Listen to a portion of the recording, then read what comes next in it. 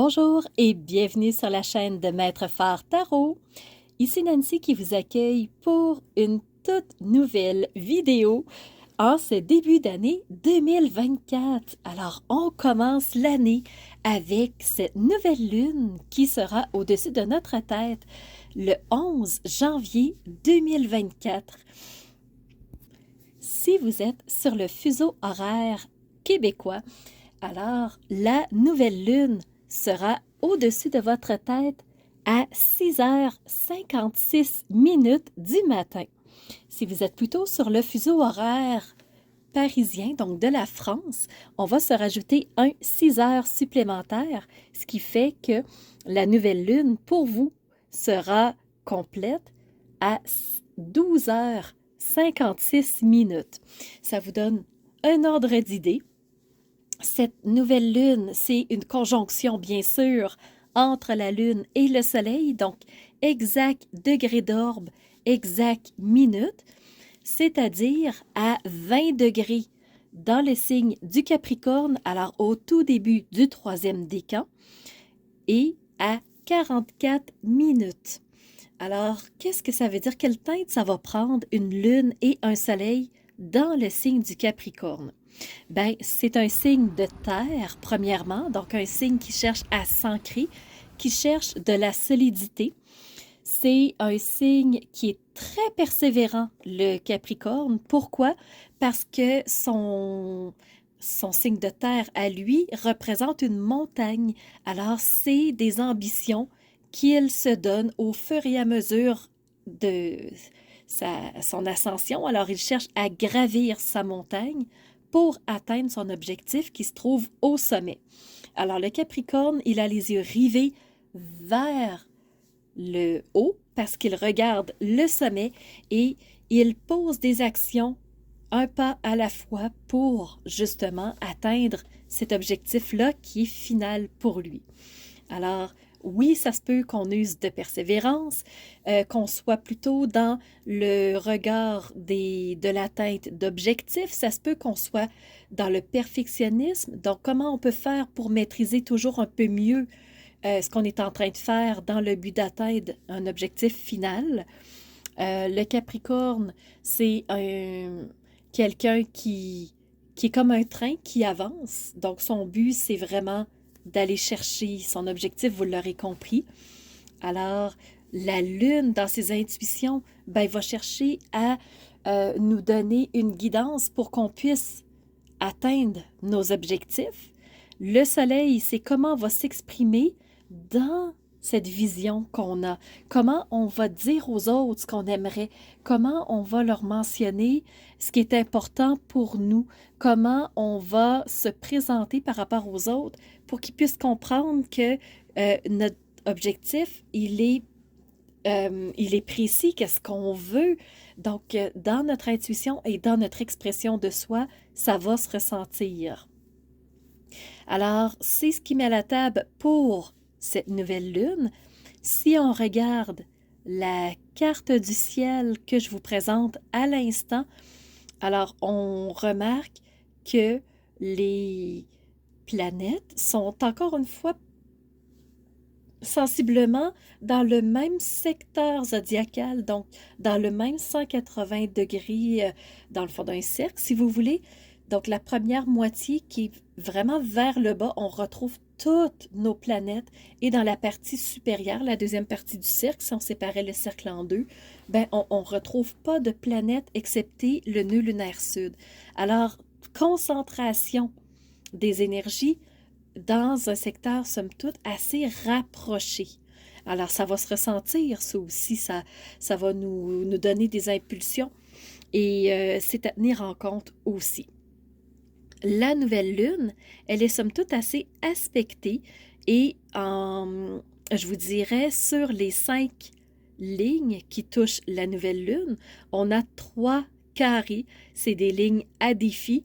Alors, ça va se ressentir pendant cette nouvelle lune-là et les lignes à défi forment la forme zodiacale qu'on appelle un T carré. Alors, le T carré, c'est deux lignes carrées qui se ferment par une opposition. Alors déjà là, on a des énergies qui sont quand même fortes et qui nous poussent à nous dépasser. Ces lignes carrées-là, qui touchent-elles? Bien sûr, la nouvelle lune et dans la première ligne carrée, elle touche le nœud lunaire sud qui est en balance. Alors, on a un challenge justement à savoir, ben, qu'est-ce qu'on doit lâcher, qu'est-ce qu'il faut modifier dans nos comportements, dans notre façon d'être, dans notre vision de la chose pour être capable de gravir les échelons et d'atteindre notre objectif. Donc, c'est un premier défi dans cet écarré-là que j'observe. Le deuxième carré, c'est entre la nouvelle lune et quoi? Ben, entre Chiron, dans le signe du bélier. Alors, le bélier, c'est un signe de feu. Chiron représente le médecin du ciel, représente celui qui guérit nos blessures, qui nous aide à dépasser nos zones d'ombre, les moments difficiles pour être capable de se projeter vers l'avant et de continuer notre évolution. On a un challenge parce qu'on a un carré entre Chiron et la nouvelle lune. Ce que ça veut dire, c'est que pour être capable d'avancer, il va falloir soigner des blessures peut-être parce que c'est ce qui nous bloque dans notre avancée. On n'ose pas abandonner des choses parce qu'on a peut-être peur de souffrir encore. Et tant qu'on n'aura pas guéri cette souffrance qui se trouve en nous, ça va être difficile de lâcher et d'aller vers de la nouveauté. Et cet écarré-là, il est fermé par une opposition entre Chiron et le nœud lunaire sud. Donc, c'est le premier écarré que j'observe pour la nouvelle lune. On en a un deuxième, donc deux carrés qui se ferment encore une fois par une opposition, mais cette fois-ci, les acteurs changent. Donc, l'acteur qui est à la pointe de cet écarré-là, c'est Neptune. Neptune qui est dans le signe du poisson et qui est redevenu direct au moment de cette nouvelle lune. Alors, oui, c'est bien qu'il soit direct, c'est bien qu'il nous permette d'avoir des idées, de réfléchir à tout plein de possibilités dans le but, justement, de trouver celle qui va être la meilleure idée pour nous. Par contre, on a des défis. Avec qui on va avoir des défis, justement, au point de vue des idées? Ben, le premier carré, c'est entre Neptune et Mercure. Mercure qui est dans le signe du Sagittaire, en toute fin de Sagittaire, en ce 11 janvier. Alors, entre les idées qu'on a en tête, c'est difficile de les mettre en mots. C'est comme si on n'arrivait pas à trouver la bonne structure, comme si tout sortait tout croche, comme si c'était flou entre notre pensée et les mots. Alors, le challenge va être d'expliciter ces idées-là, de les mettre en mots, de trouver une façon de transmettre notre message. Fait que là-dessus, on va avoir un premier challenge dans cette nouvelle lune du 11 janvier pour le deuxième carré qu'on regarde à l'instant. Le deuxième carré, c'est toujours entre Neptune et qui, cette fois-ci, Vesta, qui est dans le signe du Gémeaux, à 24 degrés. Alors, ce challenge-là, qu'est-ce qui va nous amener? C'est, oui, on a des idées, mais peut-être que des fois, elles sont un petit peu trop grandioses. Peut-être qu'elles nous amèneraient à faire une forme de saut quantique, donc un grand bond. Et peut-être qu'on a peur de mettre ces idées-là en action. Pourquoi? Parce qu'on a peur d'être déstabilisé. On a peur de ne plus être confortable peut-être dans notre zone de confort, dans ce qu'on vit, dans ce qu'on est habitué, dans nos habitudes. Alors, le challenge va être de se faire à l'idée de ce qu'on aimerait, vers où on aimerait aller, qu'est-ce qui nous tente, qu'est-ce qui nous plaît, et de voir ben, comment je peux faire pour que dans la réalité, ça puisse prendre forme de façon plus soft, douce, de façon plus fluide. Alors, pour le 11 janvier, ben, ça va être un deuxième challenge. Ça va être comment je peux intégrer ces nouvelles idées-là dans mon quotidien pour ne pas trop tout chambouler, pour ne pas que je me sente perdue, que je me sente dans le néant, que je me sente en perte de repères. Donc, on va se créer des nouveaux repères pour cette nouvelle lune du 11 janvier. Et bien entendu, un T carré se ferme par une opposition. Alors l'opposition, c'est entre Mercure et Vesta. Alors, le confort et la communication. Donc, est-ce que je suis confortable dans ce que je vais mentionner aux autres, dans ce que je vais dire oralement? Parce que quand quelque chose est mentionné, c'est un peu un engagement qu'on prend par rapport aux autres. Alors, je pense qu'il y a un petit inconfort encore. C'est comme si on ne se permettait pas complètement de vivre cette nouveauté-là. Et pour le 11 janvier, ben, ça va être comment je peux faire pour me sentir encore plus à l'aise, plus confortable dans ce qui est nouvellement important pour moi, dans ce qui prend forme en ce début d'année. Et on sait qu'une nouvelle lune, c'est un tremplin, c'est une énergie propulsante vers quelque chose de nouveau. Donc, de nouveaux objectifs, c'est comme un sang nouveau. Et la nouvelle lune, c'est vraiment partir vers une nouvelle croissance, vers des nouvelles actions qu'on peut mettre en place. Alors, oui, on a des challenges et je préférais commencer par ça dans cette analyse astrologique de la nouvelle lune. Mais si on regarde comme il faut cette carte-là, oui, on a des défis, bien entendu, mais il y a énormément de lignes positives et la majorité, ce sont des lignes avec un petit triangle bleu dessus. Ça veut dire que ce sont des trigones. Et les trigones, c'est une fantastique énergie positive. Elle est très propulsante, elle est vraiment enrichissante, elle est soutenante. Alors, les trigones sont vraiment positifs et on n'a pas assez proche d'un grand trigone dans cette nouvelle lune. On l'a eu pour la pleine lune de cette fin d'année 2023, le 26 décembre. Et là, ben, le grand trigone a quelque peu bougé. Ça n'a pas assez proche qu'on l'ait encore. Mais les énergies sont quand même là, sont très soutenantes pour nous.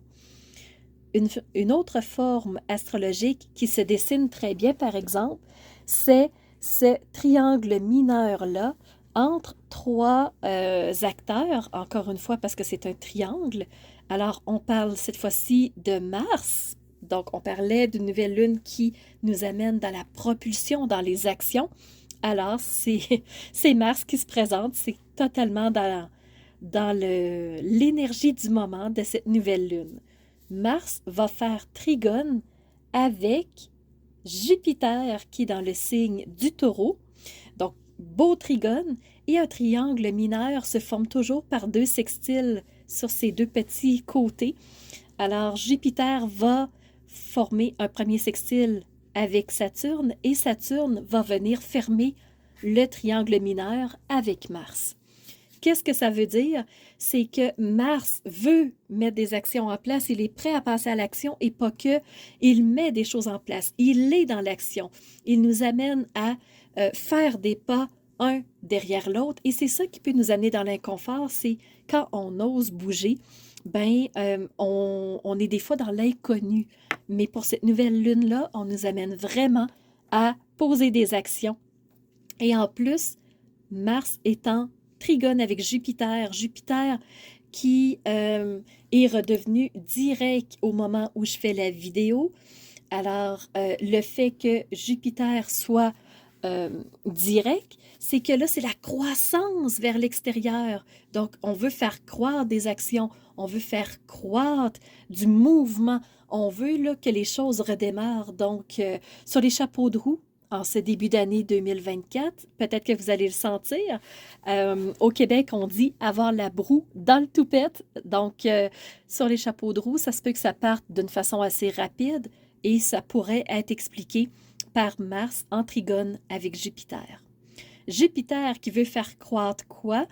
Ben, il veut aussi faire croître notre maturité, notre sagesse, notre côté prendre le temps de réfléchir, de voir nos angles morts, d'avoir vraiment une réflexion profonde. Pourquoi? Parce que Jupiter forme un sextile avec, avec Saturne. Saturne qui est toujours dans le signe du Poisson. Il est redevenu direct lui aussi et il nous amène vraiment à prendre le temps de réfléchir, de ne pas faire des actions avec Mars, mais avec un bandeau sur les yeux. Donc, des actions qui sont soutenues par la logique, des actions qui sont euh, qui sont vraiment explicables. Donc, oui, on pose des actions, mais c'est en toute maturité, c'est en toute sagesse et ça va nous amener à poser des actions plus fluides et ça va aussi nous aider à avoir un Vesta qui se sente plus confortable au travers du thé carré qui le touche. Alors, j'espère que cette analyse astrologique vous aura donné un avant-goût de ce qui s'en vient pour nous, pour vous. Alors, une toute première nouvelle lune de l'année calendaire, mais je tiens à mentionner que si on est beaucoup plus profondément dans l'astrologie, on sait que l'année astrologique commence toujours quand le soleil entre dans le signe du bélier. Présentement, le soleil est dans le 10e signe, le signe du Capricorne, et il va traverser le Verseau et le Poisson avant d'entrer en Bélier. Et en Bélier, ben, il rentrera à la fin du mois de mars, on le sait, et c'est là où, pour les astrologues, pour les personnes en spiritualité, on entre vraiment dans une nouvelle année.